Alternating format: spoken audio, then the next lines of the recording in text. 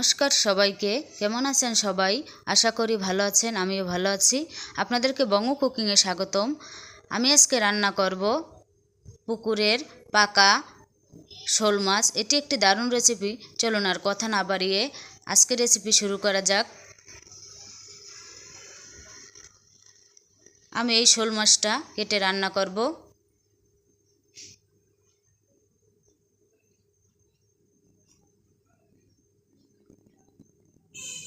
মাছ কাটা হয়ে গেছে। এখন ভালোভাবে লবণ ও উষ্ণ গরম জল দিয়ে মাছগুলো ভালোভাবে ধুয়ে নেব। পুকুরের মাছ সময় নিয়ে ধুতে হবে, অনেক সময় ধরে।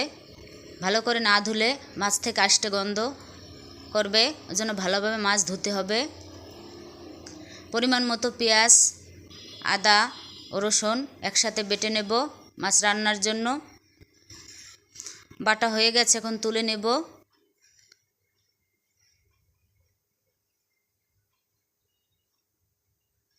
চুলে একটি কড়াই বসিয়ে দিয়ে কড়াই পরিমাণ মতো তেল দিয়ে দেব।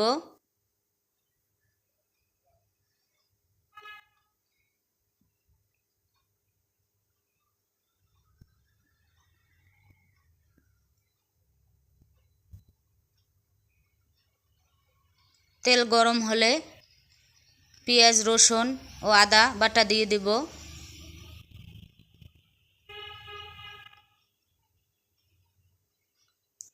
এবার একটু ভালোভাবে নাড়াচাড়া করে দেব।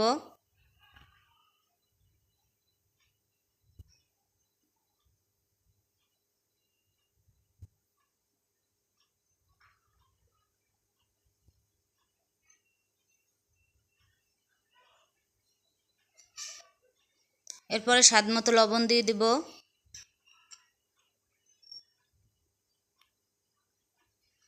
কয়েকটা কাঁচামরিচ কেটে দিয়ে দিব।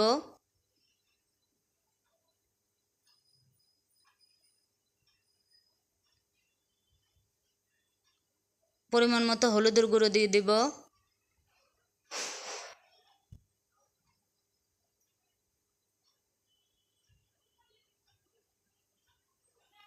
সামান্য পরিমাণ একটু জল দিয়ে দিব। এরপর আর একটু নাড়াচাড়া করে দিব।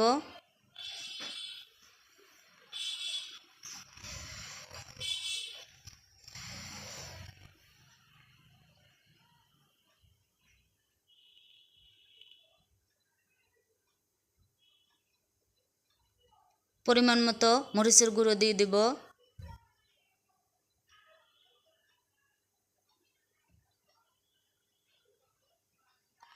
পরিমাণ মতো জিরা গুঁড়ো দিয়ে দিব।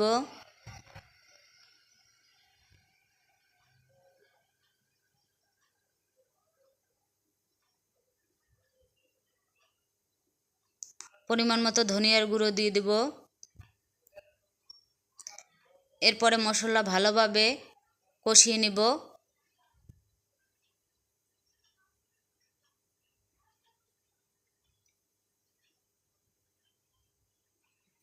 মশলা কষানো হয়ে গেছে। এখন ধুয়ে রাখা মাছের পিসগুলো দিয়ে দিব।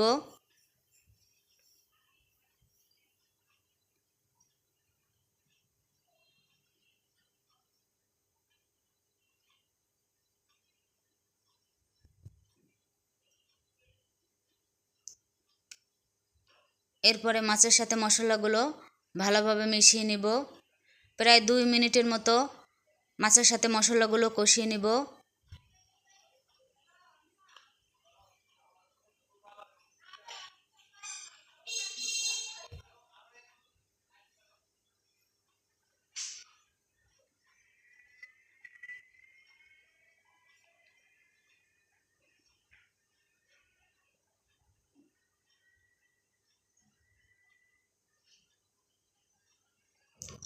কষানো হয়ে গেছে, এখন পরিমাণ মতো জল দিয়ে দিব।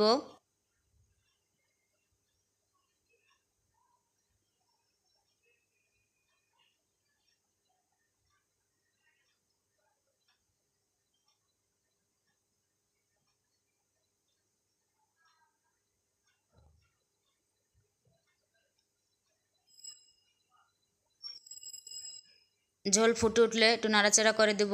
আমি এই মাছটা প্রায় 15 মিনিটের মতো রান্না করে নিয়েছি।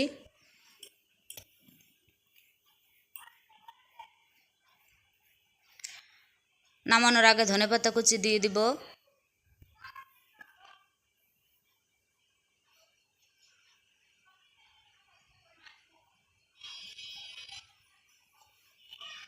তৈরি হয়ে গেল দারুণ স্বাদের শোল মাছ রান্না। ধন্যবাদ সবাইকে। আপনারা এভাবে শোল মাছ রান্না করে খাবেন। ভালো লাগলে লাইক, কমেন্ট, শেয়ার ও সাবস্ক্রাইব করে পাশে থাকবেন। ভালো থাকবেন। খুব তাড়াতাড়ি দেখা হচ্ছে বঙ্গ কুকিংয়ের নতুন আরেকটি রেসিপিতে।